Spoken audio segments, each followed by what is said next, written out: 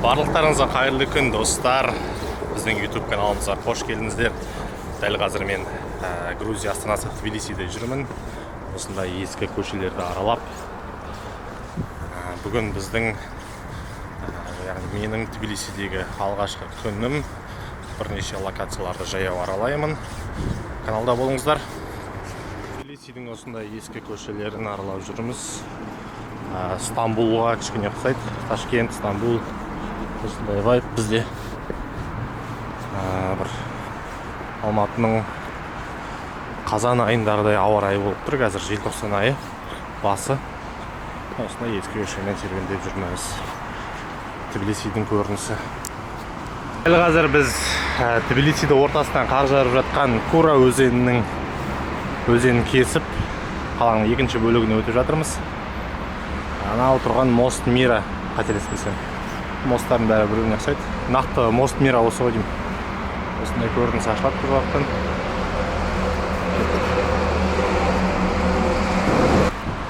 Дәл қазір орталық көшелердің бірі Пушкин көшесімен келе жатырмын. Ауа райы өте керемет. Өздеріңізге көрсеңіз болады. Бағана айтып өткендей, Стамбулдың кішкене бір ноткалары деймін, сол байқалады. Бұл жақта көше жазулар өте көп. Солардың бірі Украинаға арналған жазулар. Ресейліктерді жек көреміз. Украинаны қолдаймыз деген жазулар. Көшеде айтпақшы ит мысықтар өте көп. Ит мысықтар өте көп жүреді екен, әсіресе мысықтар. Осындай Айстор. Бұндай сапарларда маған көмектесетіні Яндекс карта қосымшасы. Яндекс картаны жүктеп алыңыздар. Әзірге олар бізге ақша төлеген жоқ. Но болашақта төлейтін сияқты. Мына көріністі қараңыздар, өте әдемі. Таңғы салқын және де мынандай стрит арт. Georgian Street Art Federation дейді. Осындай стрит арт. Алматыда да бұндай көп кездеседі. Мына ғимарат Евроодақтың туы тұр және Грузияның туы тұр. Бұл парламент ғимараты екен. Ал бұл жергілікті шіркеу. Грузиндердің 90% христиан дінін ұстанады. Бүгін жексенбі күні болғандықтан барлығы шіркеуде жүр. Бұл осындай алаң. Дәл қазір Руставели алаңына жеттік. Алаң дегенде даңғыл, Руставели даңғылы. Грузия, Тбилисидің басты даңғылдарының бірі. Руставели өзі ақын болған кісі екен. 12-ші ғасырда өмір сүрген.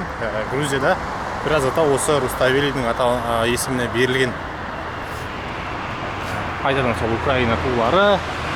Басты орталық көшелердің бірі осы.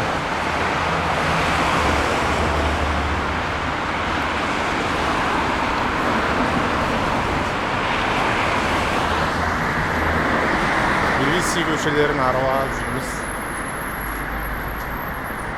Қазір мына жақтан мынандай бір көрініс ашылады. Камера енді бүкіл әдемілікті жеткізіп жатыр деп ойлаймын.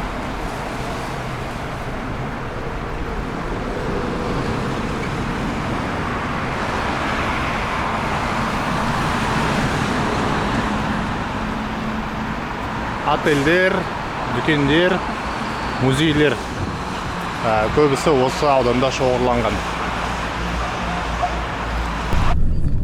Грузияда Яндекс такси бар. Арзан негізі. 500 теңге, 600 теңге сондай шығады.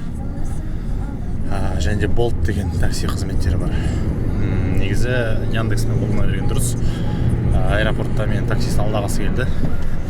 Гостиницаға дейін 20 мың теңге дейді. Яндекспен қарасам 3000 теңге деп тұр. Аэропорт қаланың сыртында. Яндекспен жетіп алдым. Және де грузиндердің ақшасы лари. Лариді тоже ресми жерден аударған дұрыс, банктерден.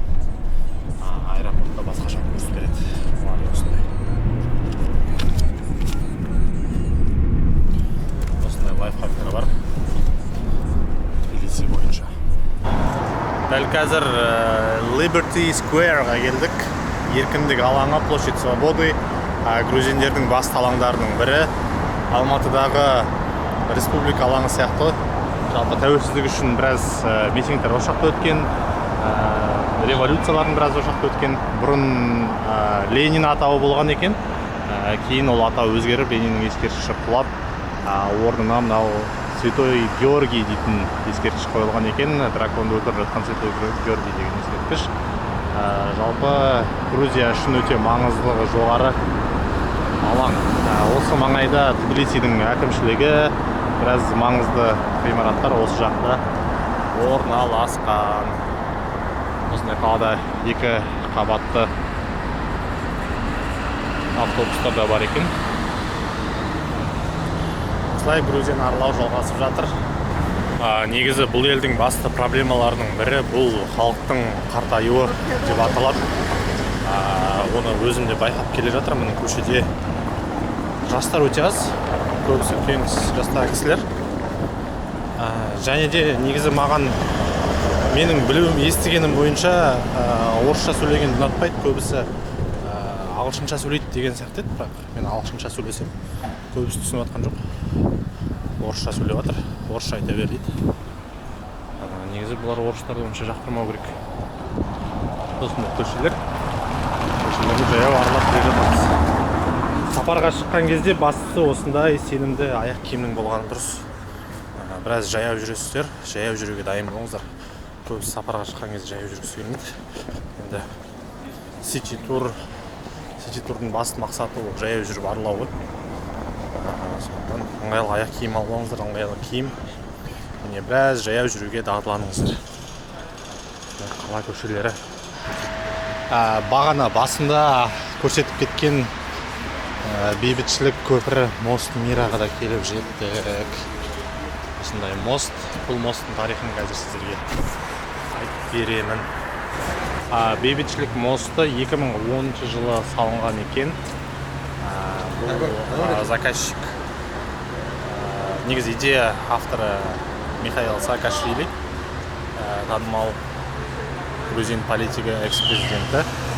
Не үшін бейбітшілік мосты? Бұл грузин және осетин халықтарының арасында болған 2008 жылғы қақтығыстан кейін осындай бір ескерткіш сияқты болып салынған екен. Кура өзені, осы өзенді қаланың екінші шетінен жалғап жатыр. Осындай көрініс. Тбилисидің тағы да бір осындай достопримечательность.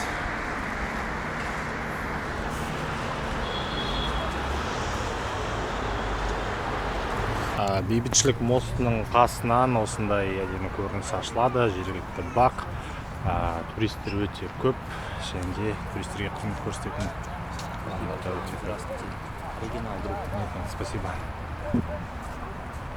Ар жақта канатная дорога, соған баратын болармын қазір. Ар жақта бір крепость бар, ескі көріністер, сол жақта баратын болармын қазір. Жергілікті саябақ. Қазір местный Шымбұлаққа келіп отырмыз. Канатная дорога. Шымбұлақ емес, Көктөбе. There's white. It's a clock. Okay.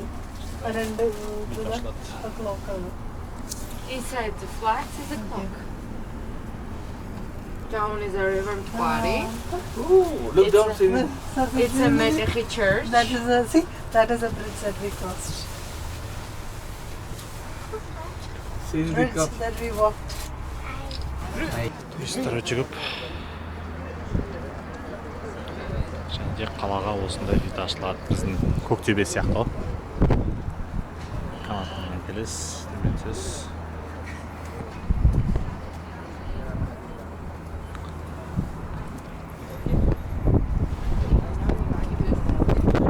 Қазір ана крепостьқа барамыз.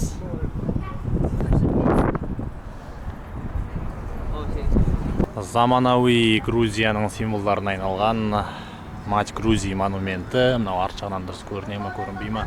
Бір қолында вино, бір қолында қылыш. Мағынасы достарымызға вино береміз, жауларымызға қылыш береміз деген. Өткен ғасырдың 60-шы жылдары салынған осылай Грузияға қарап тұратын монумент заманауи Тбилисидің символына айналған. Ал мына жақта осындай әдемі көрініс ашылады. Долина туристік зоналар.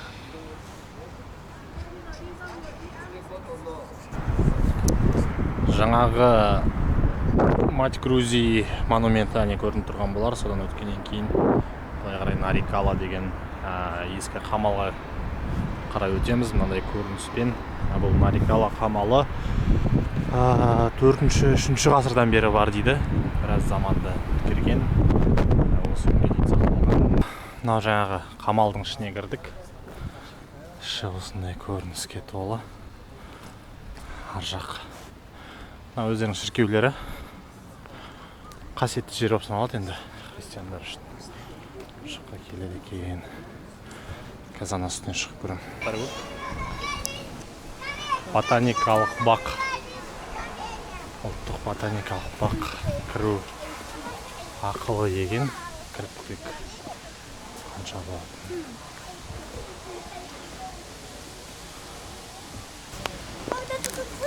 Төрт лари 700 теңге ботанический садқа кіру. Waterfall так. Сарқырама, японский парк бәрі осы жақта дейді. Барып аралап көрейік. Не бар екен? Ботанический сад осы. Мындай өзен ағып жатыр.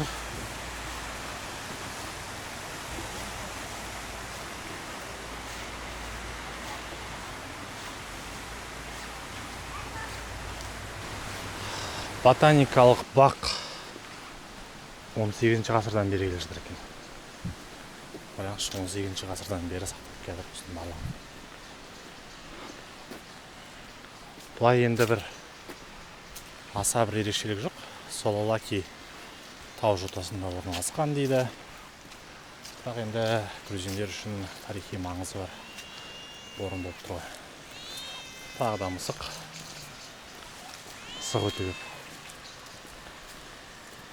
Жалпы осы ботаникалық бақ.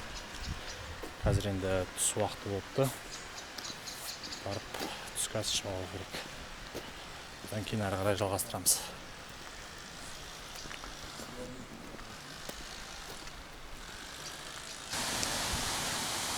Мынау жаңағы кіреберісте тұрған, жазу тұрған Сарқырама waterfall. Жақында көрейік осындай көрініс.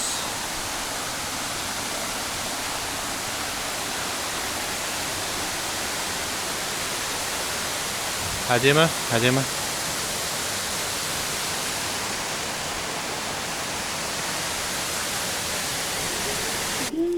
Жиырма екі лари, 3,5 мың, где-то 4 мың теңгеге осындай карточка сатып алдым. Туда обратно жолға. Бұл фуникулер. Трамвай сияқты нәрсе. Жоғары жаққа қарай қазалып барады. 3 остановкасы бар. 20 ғасырдың басында салынған.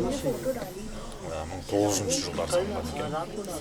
Одан кейін 2000 жылдары, кажется, авария болған. 2013-те қайтадан қосылған. Бұл қазір Тацминда деген паркке алып барады. Жолда тоже кадрлар алатын болады.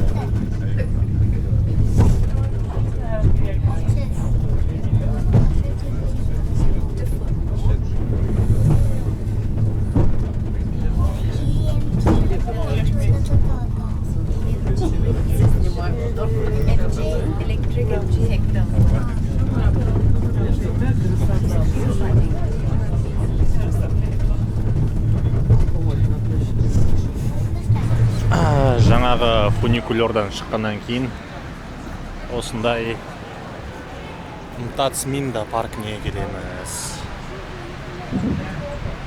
Бұл енді более развлекательный парк. Бала шағамен келетін жер. Бүгін жексенбілік күн, сондықтан адам көп. Соңына дейін барып аралап шығамыз, сосын обратно қайтамыз фуникулермен. Осымен Тбилисидағы бірінші күніміз аяқталатын сияқты. Жайлап жаңбырда басталып келе жатыр.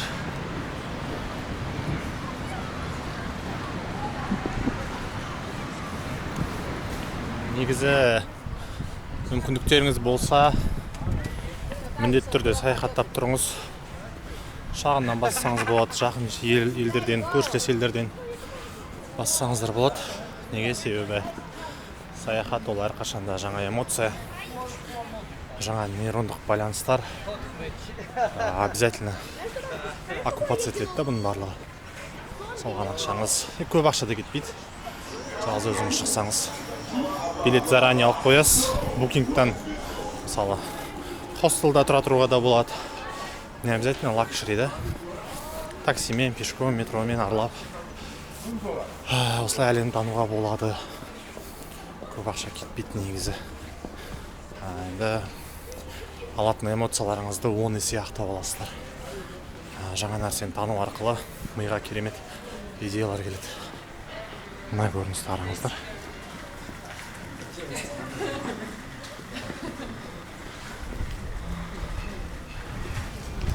Мына жақта бір нәрсе пісіп жатыр, қазір барып дәмін көреміз. Мына жақта фотозоналар осындай жасап қойыпты. Бағанағы Нарикаладағы видқа қарағанда сәл жоғары вид қой, короче. Ресторан екен, терраса.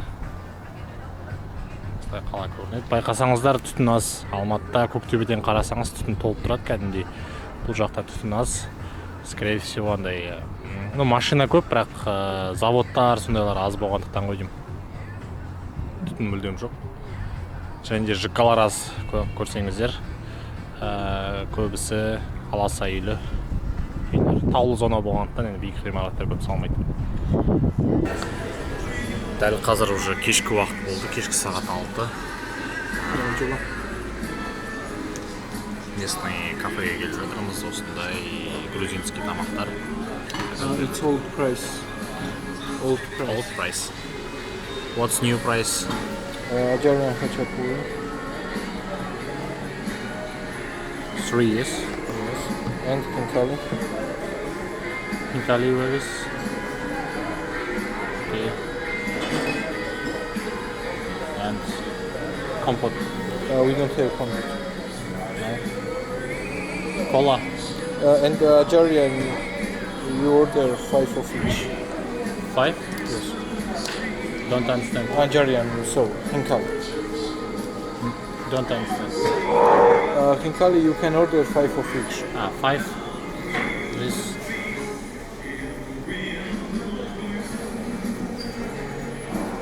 This. Yes.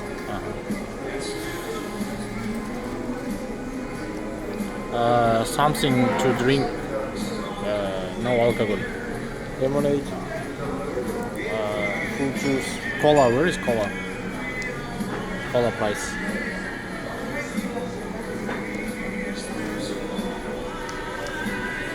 Okay, cola. Cola. Yes. Okay.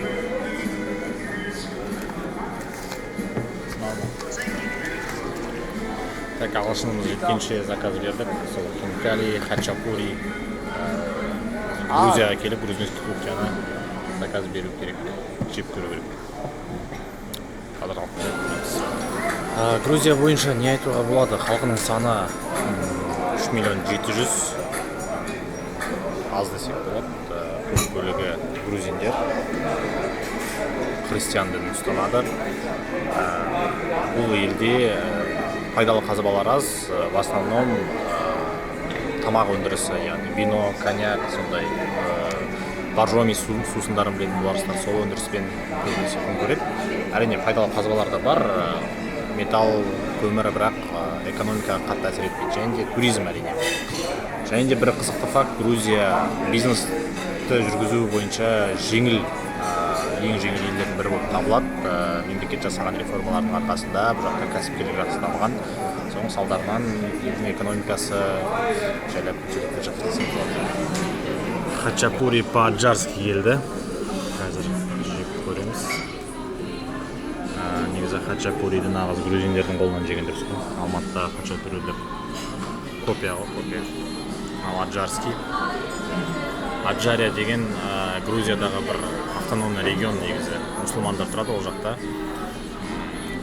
Кезінде бөлінгісі келген, бірақ шамалар жетпейді, олардың өздері бөлек мемлекет болуға, сондықтан олар Грузияның құрамында осындай автономная республика болып табылады.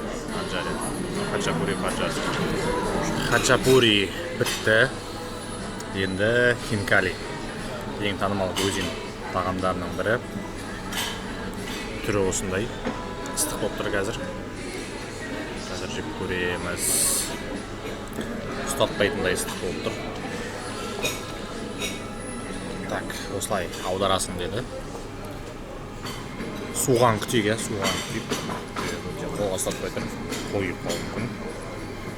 Сәлден соң оралам. Так, суды осылай ұстайсыз деді. Бірінші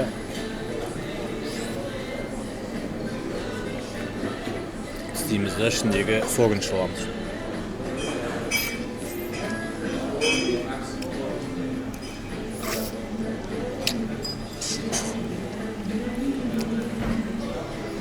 Согын шығағаннан кейін жіберуге болады.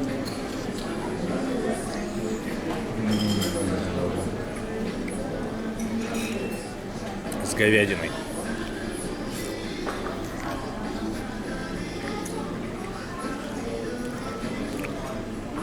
Обязательно жеп көру керек.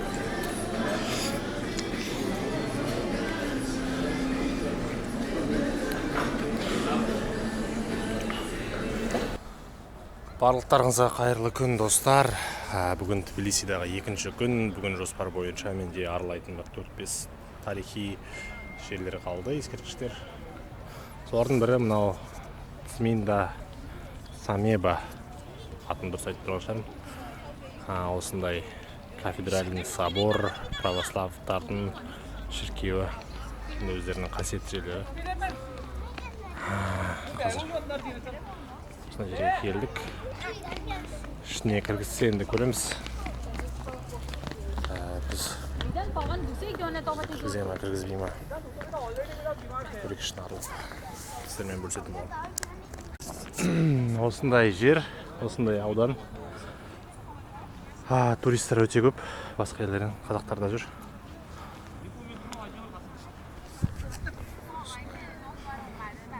Православтардың шіркеуі өткен ғасырдың 90-шы жылдар салынған екен.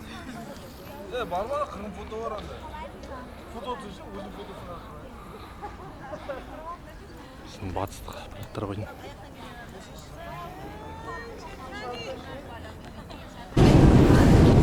Дәл қазір Тбилисидің метросына көріп жатырмыз. Ескі ғимарат 20-шы ғасырдың 60-шы жылдары салынған. 66-шы жылы ашылған. Екі линиясы бар, 23 станциясы бар. Өте ескірген екен әбден. Проезд 1 лари тұрады. 1 лари бізде 172 теңге. Алматыға қарағанда 2 есе қымбат. 2 карточка аласыз, 2 лари. 2 лари бұл 350 теңге.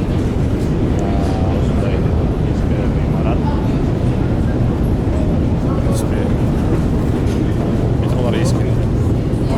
60-шы жылдардан бері келе жатыр, уже жарты ғасыр болған. Так что реконструкция жасап жүретін екен. Метродан шығып бара жатырмын. Біздің метро шүкір екен. Бұл енді Советский Союздағы жасалған метро болғандықтан метро емес, енді поезд деп айтсақ болады. Поезд сияқты жүреді екен. Өте шумный, шайқап тұрады екен. Енді Кеңес одағынан бері келе жатыр, 50 жыл болған уже. Так что простительно. Білмеймін, біздің метрода 50 жылдан кейін сондай сапада болып қалады. Қазір енді метродан шығып келесі объектке бара жатыр. Бізге осындай көрініс ашылды. Бұл мемориал Грузия тарихы деп аталады. Бір қызығы соңына дейін салынып бітпеген екен, осылай қалып қойған. 1985 жылы салынған, 16 колоннасы бар. Негізгі мағынасы Грузияның тарихындағы тұлғаларды осы жерге бейнелеген. Алайда соңына дейін бітпеген. Орналасқан жері сәл алыс, сондықтан көп туристер келмейді екен бұл жаққа. Бірақ Грузия халқы бұны грузинский Стоунхендж деп айтады екен. Размеріне байланысты, осындай түріне байланысты. Қазір толық обзор жасайтын боламын. Өте үлкен ғимарат. Мемориал.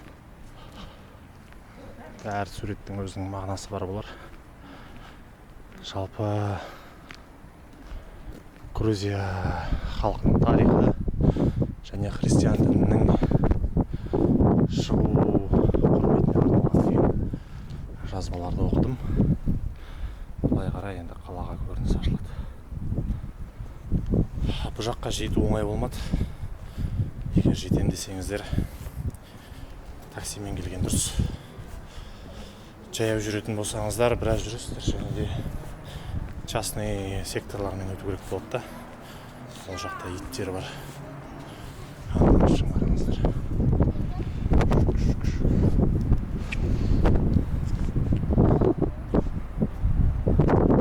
Биіктігі 30-35 метр деп оқыдым.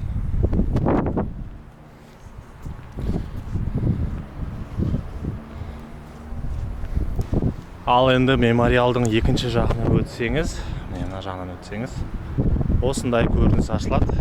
Бұл местный Қапшағай дейміз ба? Жергілікті су қоймасы, водохранилище. Осындай көріністер.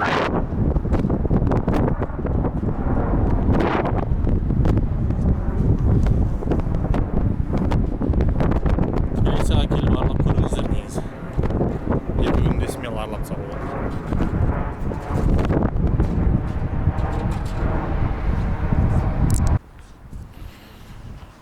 Местный микрорайондар. Осындай микрорайондар. Халықтың көбісі осы райондарда тұрып, қалаға, орталыққа қарай жұмысқа кететін сияқты. Себебі жаңа метромен келген кезде біраз халықты көрдік. Орталық.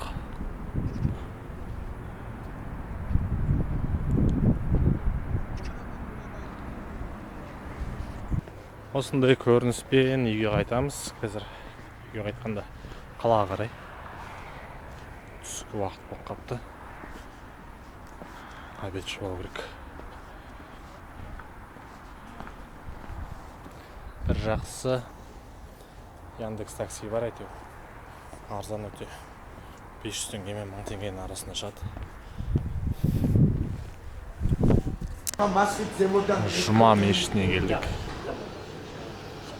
Жалғыз мешіт қойдым Тбилисида.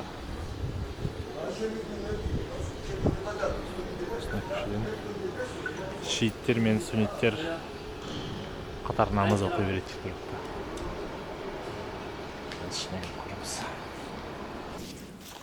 Мешіттің іші осында ремонт болып отыр.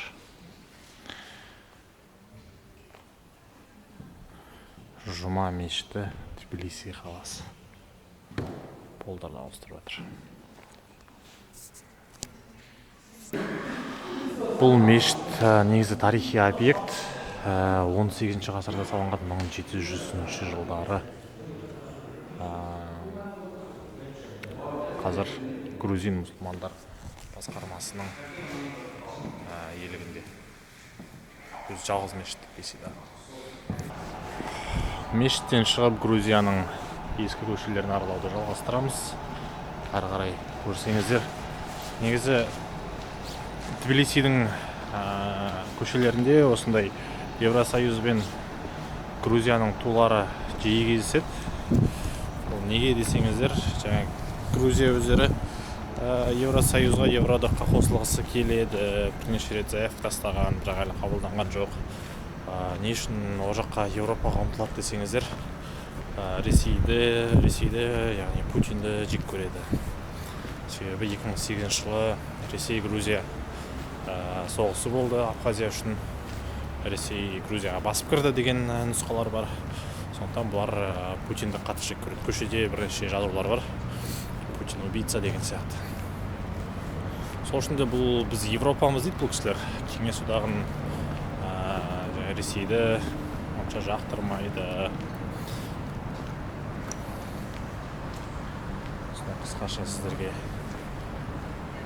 саяси тарих. Бірақ әлі өтініштері қабылданған жоқ. Осы Украина, Грузия және Молдова Ресейден қорқып Евроодаққа өтініш тапсырған еді. Бізді Ресейден қорғаңыздар.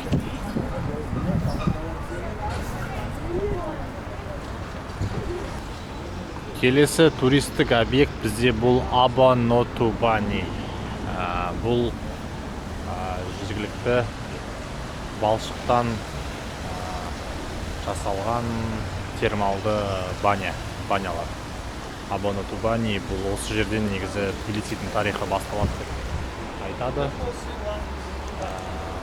Бұрынғы заманнан келе жатқан моншалары өздерінің тарихи орын.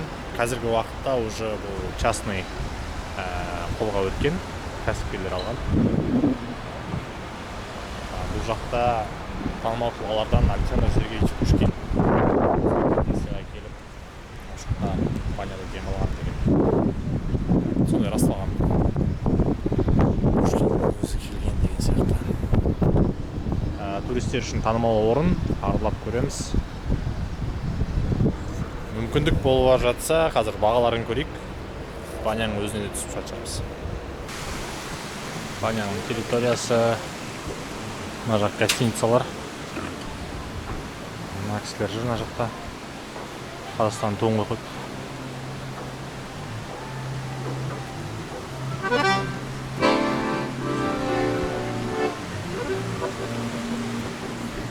Фото, видео.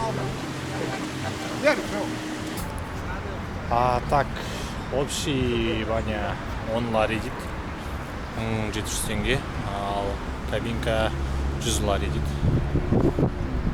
100 лари слишком көп, енді 17 мың теңге. Ал общийға түсуге желание жоқ. Дәл шарлаймыз қаланы. Тағы да 1-2 тарихи жер қалды. Сонымен Тбилиси саяхаты аяқталады. Канатная дорога, она нарекала қамалы. Мынау жаңағы храм, шіркеу. 1200 жылдары моңғол шапқыншылығы кезінде зардап шеккен дейді. Кейін қайттан қалпына келтірілген. Осы жақтан қалаға осындай көрініс ашылады. Мынау грузиндердің батыры. Біздегі қазақ хандығы сияқты бұларда Грузияға дейін Иберия деген болған. Соның негізін қалаушысы Вахтанг Горгасали дегенге осындай хандарына ескерткіш 1985 жылы салынған бұл ескерткіш. Ал Кура өзені.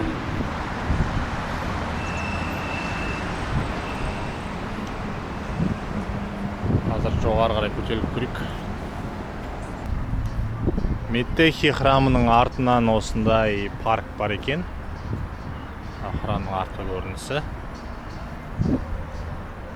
Осымен Тбилиси сапар аяқталды. 2 күн. 2 күнде 10 шақты тарихи объекттерді араладық. В принципе, 2 күн жеткілікті. 2 күн жеткілікті екен Тбилисиді аралауға. 3-ші күн уже жалқы кетесіздер деп ойлаймын. Сондықтан 2 күнде 48 сағатта аралап тастауға әбден болады. Тағы да көріністермен бөлісе кетейін. Ертең енді мен Батумиге жолға шығам. Батуми бұл курортты қала. Ол жақта туристік қала. Өзінің объекттері бар, тарихи тоже. Жаңа объекттері бар, атақты Али Нино скульптурасы бар. Таңғы пойызбен Батумиге қарай жол тартамын. осымен Тбилисимен қоштасамыз. Қош бол Тбилиси көргенше, қайта алып келгенше. Бұйыртса тағы да келеміз енді.